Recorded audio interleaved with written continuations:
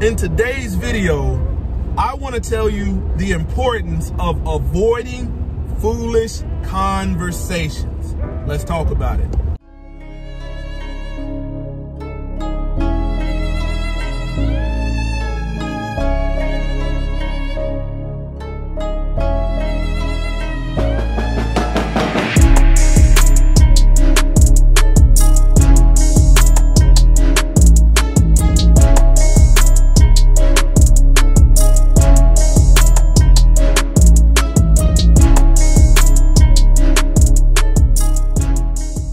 Glory to the Most High, Yah Shalom. Thank you for tuning in to another Righteous Spirit-filled episode.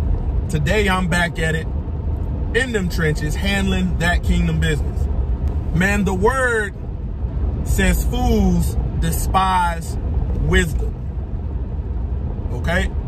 It also says fear of the Most High is the beginning of wisdom. Man, you have to think, we all come from some form of foolish behavior. That's why the word says you're not to return to your former ignorance, meaning you didn't know no better. Man, there's conversations, especially if you are a believer and a doer of the word, a commandment keeper. You know, it's very paramount that in these last days you avoid foolish conversations. Man, I can love my brother or sister simply by avoiding conversations that are full of snares and traps backed by Hasatan. But what happens is, if you allow yourself to be entered into foolish conversations, you're gonna take the bait of those snares and traps, hook, line, and sinker, and you might end up finding yourself sinning towards your brother or sister. Okay. Man, for somebody that says, man, I'm an atheist, but I believe in keeping Christmas. Man, there's not too far we're gonna go in that conversation, because when we look at the definition of atheist, when we look up the origins of Christmas, man, it does me no good to try to wrestle with a warped mind and somebody that says, I take a stance that I don't believe in the concept of God or gods, but I also celebrate a holiday that originated from pagan gods. We're not having that conversation. It's a waste of time. Here's another one, especially in these last days. Man, you have people that think just because they feel something that it's factual. Men, you need to listen close to me.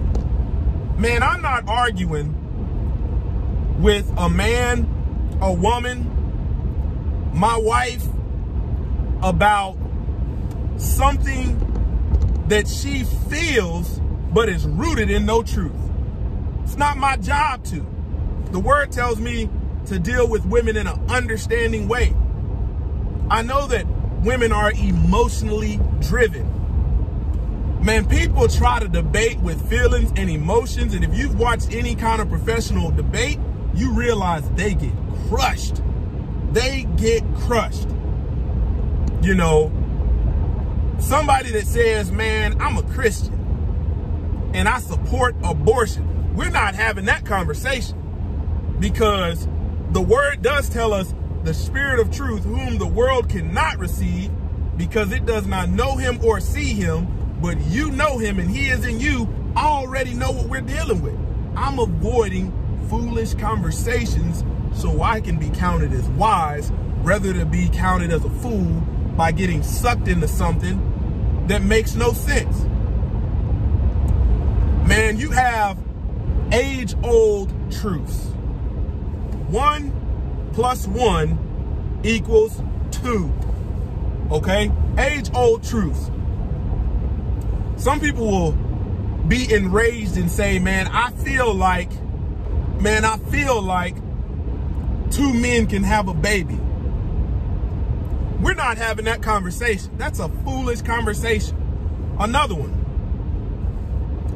You have to be able to discern when somebody is putting feelings, traditions, and customs in something and trying to pass it off as fact. Traditions and customs originate from somewhere. The onus is on you to trace where they originate from. For instance, you have people that believe you can't get married without a ring or marriage license. You're dealing with somebody that's mind has been warped by worldly or heathen customs, and their mind hasn't been renewed, like the word says. Because before miscegenation laws, how were all these people married? You know, before people started wearing wedding rings, what were people doing to signify their marriage? This is why I said, man, avoiding foolish conversations. Men, you need to be able to assess this. Oh, man, nope. I see what's going on. Because in foolish conversation, the person that has no truth, the person that's arguing from a stance of their feelings and emotions, doesn't realize they're being attacked spiritually. And at that time, rather than engaging in that conversation, man, I'm gonna pray for you. Pray that you seek his face. Pray that you find truth. You have some people that think just because somebody told you you're African American, you believe the culture that's been created here is your culture.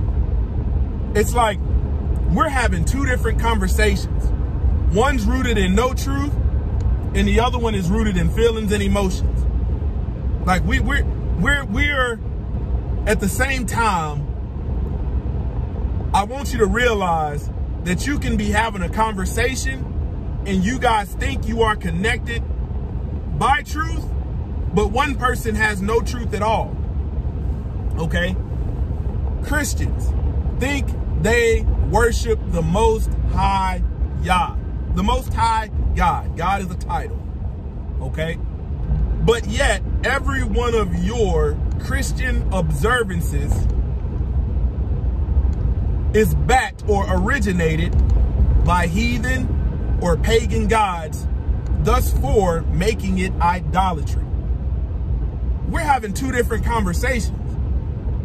And most people don't study to show themselves approved. This is why you need to avoid foolish conversation. People that have an argument about voting. Well, we need to vote. A lot of times these people took the bait hook, line, and sinker, not realizing that